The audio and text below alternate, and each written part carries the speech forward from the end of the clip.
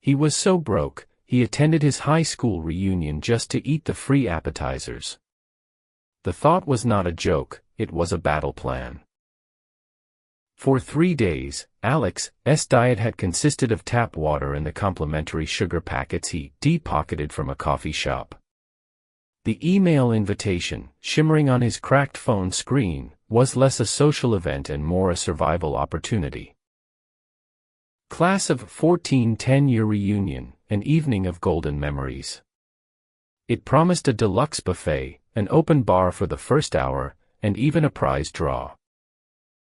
That was his cover story, the flimsy shield for his pride. He was not going for the food, he was going for the raffle. His reflection in the darkened window of his apartment was a stranger. Sunken eyes, a jawline sharpened by hunger, and a dress shirt so old its collar was fraying like his nerves. This shirt was his last piece of armor, ironed meticulously with a hot pan because his electricity had been cut off last Tuesday. The central conflict was not just in his empty stomach, it was in the chasm between the men in the reflection and the men he was about to face. Men like Mark Renner. Even the name tasted like acid. Mark, the Golden Boy quarterback who had seamlessly transitioned into a Golden Boy VP at his father's investment firm. Mark, who had once publicly called Alex's first startup idea the adorable dream of a future barista. Alex's first attempt to solve his problem that night was to simply not go.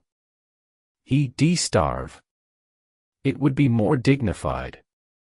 But then a hunger pang twisted his gut so sharply he had to sit down. This was not about dignity anymore. He made his choice. He would go, eat, and leave. A ghost at the feast. He walked the 2 miles to the downtown Marriott, the frayed shirt clinging to his back with cold sweat. But as he stood across the street, peering through the grand glass doors into the ballroom, his plan shattered.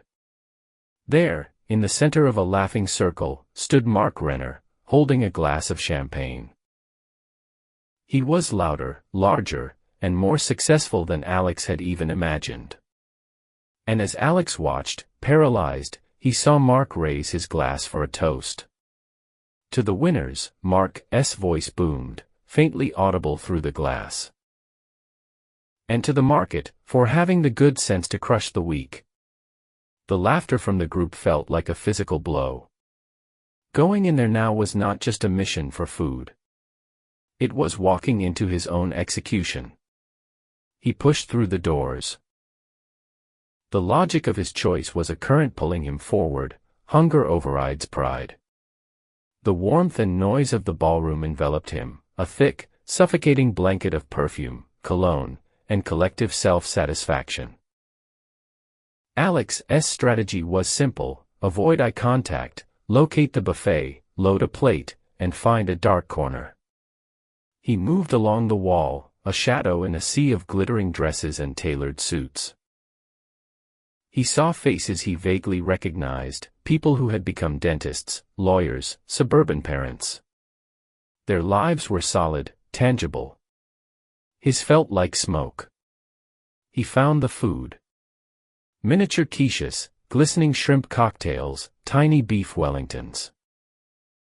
It was a paradise of calories. He grabbed a plate, his hand trembling slightly. He did not dare take a drink.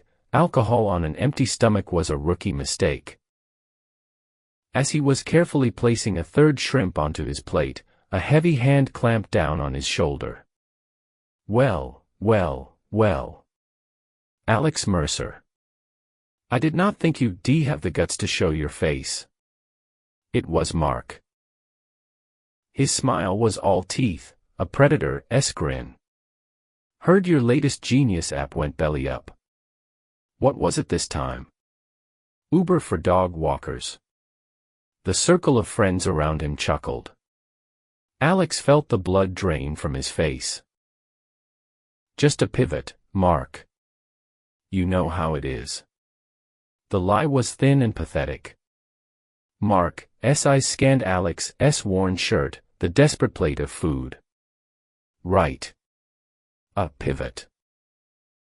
Listen, if you need a little charity investment to get your next lemonade stand running, just let me know.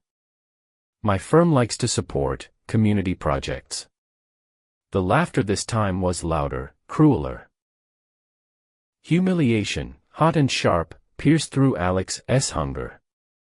He tried to step away, to just disappear, but his foot caught on the leg of a table.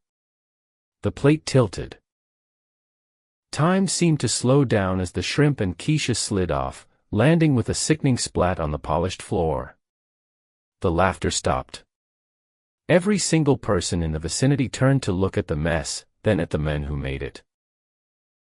Alex's spiral had hit the ground, literally, at the feet of his tormentor. As Alex knelt to scoop the ruined food onto his plate, a quiet voice cut through the silence. "Are you okay?" He looked up. It was Chloe Vance, a girl who had been in his AP chemistry class. She'd been smart, quiet, almost invisible back then.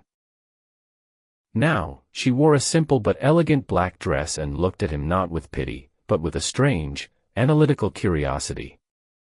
She offered him a napkin. "I heard about your app, Connect Sphere," she said, her voice low. The user interface was clunky, but the core algorithm for social mapping was brilliant. Way ahead of its time. Alex froze, his hand hovering over a crushed quiche. Someone had actually seen his work. For a brief, dizzying moment, it felt like a lifeline. Hope, an emotion he thought long dead, flickered inside him. But then Mark stepped back into the frame, his shadow falling over them both. He looked from Alex on the floor to the impressive woman standing beside him, and his predatory smile returned, wider this time. He saw a new angle, a new way to inflict pain. "Chloe, you always did have a soft spot for lost causes," he said smoothly, before turning his full attention to Alex. "You know what, Mercer? I was just kidding about the charity investment. But I do have a real offer for you." He leaned in, his voice dripping with magnanimous poison. "My assistant is looking for an assistant. Mostly coffee runs, dry cleaning, that sort of thing. It's not glorious, but it's a steady paycheck. A chance to learn how a real business is run." He said it loud enough for everyone, especially Chloe, to hear. It was a masterstroke of cruelty. It was not an offer, it was a public branding. He was offering Alex a collar and leash. The truth of the situation crashed down. This moment of potential salvation had become a trap. In front of the one person who saw his value, Alex was being offered the role of a servant. He was at his lowest point, a beggar being offered scraps at the king's feast, with everyone watching to see if he'd bark. On the floor, surrounded by his ruined dinner, Alex looked up at Mark. He saw the $1,000 suit, the perfect teeth, the smug confidence of a man who had never truly risked anything. Then he looked at Chloe. He saw the intelligence in her eyes, the quiet power of someone who evaluated substance over style. And in that moment, the epiphany struck. The choice he'd made that night was not between dignity and hunger. It was between visibility and invisibility. By staying home, he would have remained invisible, slowly fading away.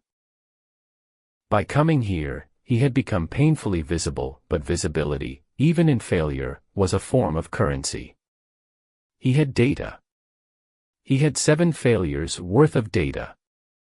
He slowly got to his feet, ignoring the mess on the floor. He looked Mark directly in the eye, his voice steady for the first time that night. "That's a generous offer, Mark," he said, his tone devoid of sarcasm. "But my price has gone up." He then turned to Chloe, completely ignoring Mark as if he had ceased to exist. "Your analysis of Connect Sphere was correct," he said, his voice gaining strength. "The UI was a disaster because I ran out of capital.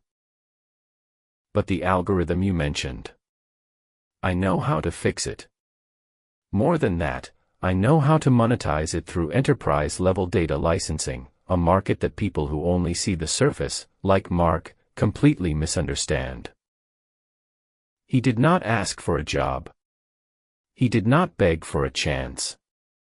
He stated his value as a fact. Mark was stunned into silence, his face a mask of confusion. The power dynamic had shifted so fast it left him breathless. He had offered humiliation, and Alex had turned it into a business pitch.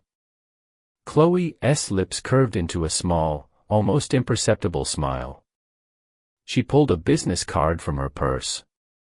My fund has a meeting for seed stage tech every Tuesday.